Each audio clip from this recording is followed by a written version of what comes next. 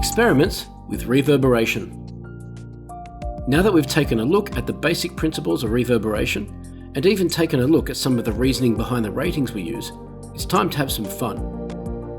Sound waves move through the air as pressure waves. We can hear them, and we can sometimes observe their effects. However, they are invisible, making them hard to play around with in experiments. Enter the ping pong balls.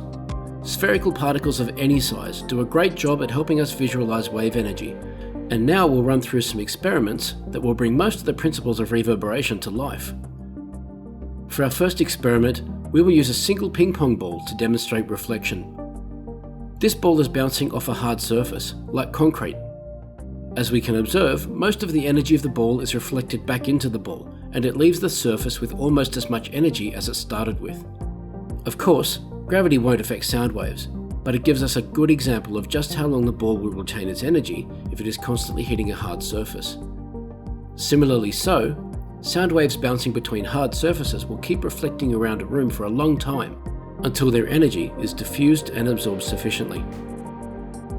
Now, the same ball is being dropped onto a softer surface. This surface is absorbing energy from the ball and dispersing that energy within itself. The ball bounces away with only a fraction of the energy it had before and comes to rest quickly. In this case, less energy is being returned to the room. Similarly so, acoustic structures and materials are designed to absorb energy and return a controlled amount back to the room. For this experiment, we need to take it up a notch and use hundreds of balls and a specialized surface with vertical fins. All the balls that are bouncing upward are showing energy that would be returned to the room, but notice that the balls trapped between the gaps have been cancelled altogether. With sound waves, we can tune these fins to capture specific unwanted frequencies of sound, just as this experiment shows balls trapped beneath our finned surface. Now we can make our absorption a little more interesting. Here we can see sound energy coming from two directions. In reality, sound comes from all directions within a space. Now we introduce an acoustic device designed to trap energy from all directions. It is effectively trapping energy that is travelling in many directions. To get a clearer understanding of how this works in a real-world application, we need to flip this upside down. Notice how much energy has been absorbed and trapped. It's clearer from this view to understand how trapping sound energy can work.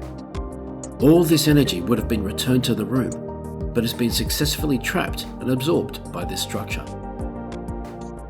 Staying in our upside down world, we go back to the first example of just how effective the addition of straight audio absorbing panels can be. And the specific placement of these panels can be tuned to absorb specific unwanted frequencies. We don't want to capture all the energy. This would result in the room sounding dead or claustrophobic. Just unwanted frequencies at energy levels are removed, leaving a clear and comfortable audio environment.